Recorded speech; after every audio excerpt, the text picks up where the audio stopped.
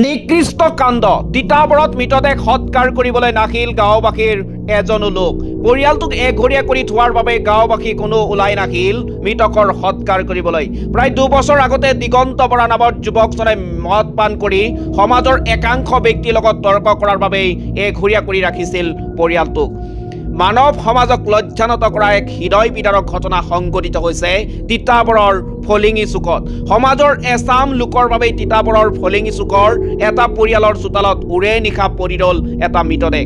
পৰিয়ালটোক এঘৰীয়া কৰি থোৱাৰ বাবে গাঁওবাসীৰ কোনো ওলাই নাহিল মৃতকৰ সৎকাৰ কৰিবলৈ। প্ৰায় 2 বছৰ আগতে দিগন্ত বৰা নামৰ যুৱকজনে মদ পান কৰি সমাজৰ একাংশ ব্যক্তিৰ লগত তৰ্ক কৰাৰ বাবে এঘৰীয়া কৰি ৰাখিছিল পৰিয়ালটোক। কিন্তু নিজৰ ভুলৰ শুধৰণি বিচাৰি সমাজৰ আগত ভৰিত ধৰি পাণ তামোল দি ক্ষমা বিচৰাৰ পাছতো সমাজে আঁকোৱালি লোৱা নাছিল পৰিয়ালটোক।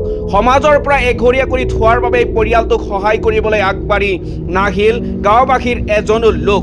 উৰে নিশা 35 বছৰীয়া পুত্ৰৰ মৃতদেহ চোতালত লৈ চকুলো টুকি ৰল মৃত ব্যক্তিগৰাকীৰ দুৰ্ভগীয়া বৃদ্ধা মাতৃয়ে।